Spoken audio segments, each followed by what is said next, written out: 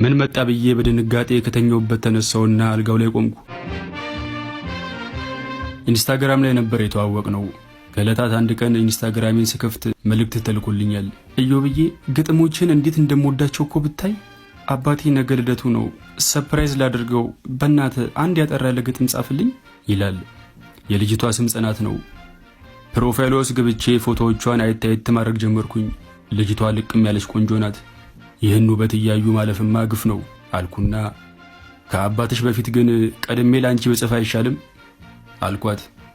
ወይኔ የምትመልስልኝ ራሱ አልመሰለኝም ነበር እኮ። ቴንኪው በጣም የኔ ልደት ቀጣይ ወር ስለሆነ ለኔ ያኔ ትጽፍልኛለህ። አሁን ግን ለአባቴ ጻፍልኝ፣ 3 መስመር ራሱ በቂ ናት አለችኝ። እሺ አባቴ ስም ማን ነው? ስራውስ ምንድን ነው? ገዛኝ ይባላል። ጀነራል ነው። ጀነራል ማለት ጀነራል ትሬዲንግ ነው የሚሰራው? ኖ ጀነራል የሥራው ማዕረግ ነው። የቀድሞ የኢትዮጵያ ሰራዊት ወታደር ነው። ኦ ነው እንዴ? እሺ በቃ 3 ደቂቃ ስጪኝ አልኳትና ሰው ፈርቶ ሲደበቅ ቆልፎ መስኮት በር ጀነራል ገዛኸኝ ክላሹን አንግቦ ይጠብቃል ድንበር የሚል ግጥም ጽፌ ላኩላት። ኦ ማይ ጋድ በጣም አመሰግናለሁ አባቢ፣ በጣም ነው ደስ የሚለው። ቴንክ ዩ ሶ ማች። ምሳ ጋብዤ ላመሰግን እፈልጋለሁ ብላ ቁጥሬን ወሰደች።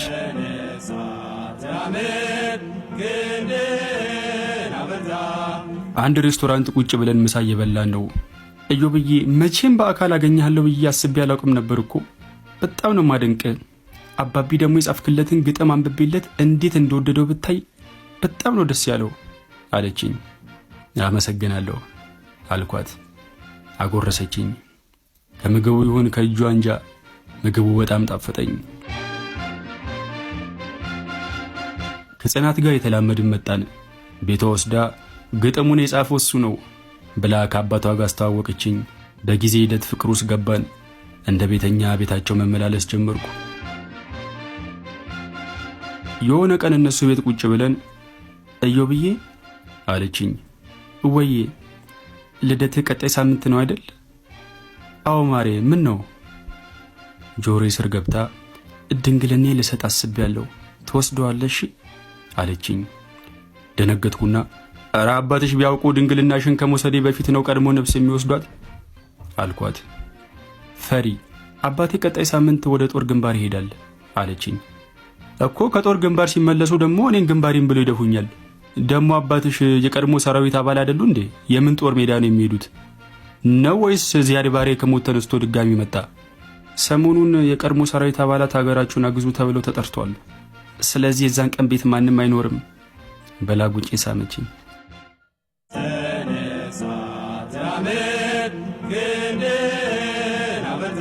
እነ ጽናት ቤት አልጋ ላይ ሁለታችንም መለበላችንን ሆነን አንሶላ ውስጥ ገብተን ተኝተናል።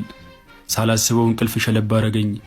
ጽናት በንዴት ነቀነቀችኝና እንዴ ምንድነው? ናፕ ልታደርግ ነው እንዴ መጣው? ጀምር እንጂ ነው ወይስ ፊሽካ የሚነፋ ዳኛ እስኪመጣ እየጠበክ ነው አለችኝ።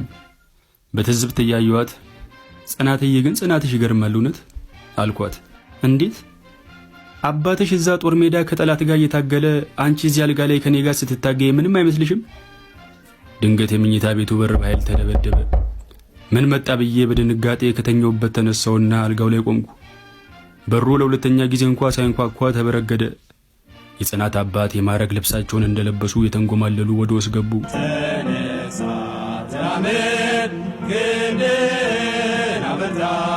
ጽናት አንሶላውን ሰውነቷ ላይ ጠቀለለችና አባቢ ብላ ከአልጋው ላይ ወርዳ ቆመች። የጽናት አባት እሺ ገጣሚው፣ እኔ እኮ ግጥም ብቻ መስለኝ ነበር የምትገጥመው፣ ለካ ሌላም ነገር ትገጥማለህ ብለው ወደ እኔ መጠጋት ጀመሩ። አዎ ጀነራል፣ ለ2 ዓመት ከተኩል ያህል የቧንቧ መቅጠም ሥራ ሰርቻለሁ አልኳቸው ወደ ኋላ እያፈገፈኩ። የግዴን ጋሼ ግን ጦርነቱ አልቆ ነው እንዴ ተመለሱት? ምን ነው ፈጠኑ አልኳቸው። አዎ ከዛ በፊት እዚህ መጨረሻው ጦርነት አለ ብለው ከጎን የወሸጉትን ሽጉጥ አወጡና ግንባሬ ላይ ደቀኑ። በሁለት እጆቼ ጭንቅላቴን ይዤ መሬት ላይ ተንበረከኩ። ጽናት ጮቷን አቀለጠችው። የጽናት አባት ቁልቁል እያዩኝ የመጨረሻ የምትናገረው ቃል አለ ወይስ ልድፋ አሉኝ። ሽቅብ እያዩዋቸው ጀነራል፣ ለኔ የሚያባክኑትን ጥይት እኮ አንድ ጠላት ይገሉበታል አልኳቸው። ጭራሽ የምክር አገልግሎት ተሰጠኛለህ ብለው ሽጉጣቸውን አቀባበሉት። ጽናት ልቧን ያዘችና መሬት ላይ ተዘልፍልፋ ወደቀች። ሰይጣን ከሰማይ ወደ ምድር ወደቀ ሚለውን ትምህርት ስሰማ ራሱ እንደዚህ ደስ አላለኝም። መለመለይን እንደሆንኩ ሁለቱንም ዘልዬ አልፌያቸው እግሬ አውጭኝ አልኩ። ተነሳ ተራመድ ክንድህን አበርታ ለአገር ብልጽግና ለወገን መከታ። ተነሳ ተራመድ ክንድህን አበርታ ለአገር ብልጽግና ለወገን መከታ።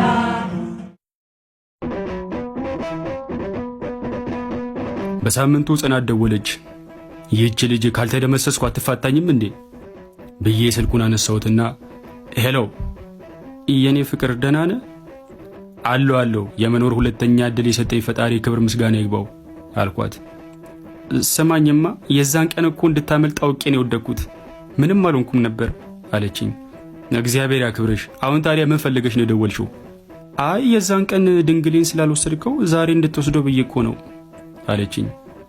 ከፈለግሽ አሽገሽ በሞተረኛ ላኪልኝ እንጂ እኔ እንደሆንኩ አልመጣም አልኳት። እውነት ዛሬ አባቢ አይመጣም ለሥራ ሶማሊያ ሄዷል ብላ ማለችልኝ።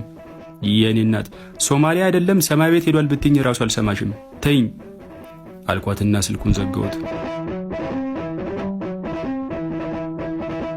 ከ15 ቀን በኋላ የሬዲዮ ጣቢያ የቀያየርኩ እያለ ድንገት የጀነራሉ ንግር ከቤት መውጣት ጠብቆ ቤት ድረስ ስተት ብሎ በመግባት የጀነራሉ የገዛ አልጋ ላይ ከጀነራሉ ሴት ልጅ ጋር ዓለሙን ሲቀጭ እጅ ከፍንጅ የተያዘ ወጣት በጀነራሉ ፈርጣማ ክንድ መደምሰሱ ተሰማ የሚል ዜና ሰማው። ውስጤን የተደበላለቀ ስሜት ወረረኝ። ተንበረከኩና እኔ ሚዳቆን ከአንበሳ መንጋጋ ያስመለጥከኝ አምላክ ክብር ምስጋና ይግባ ብዬ አምላኬን አመሰገንኩ።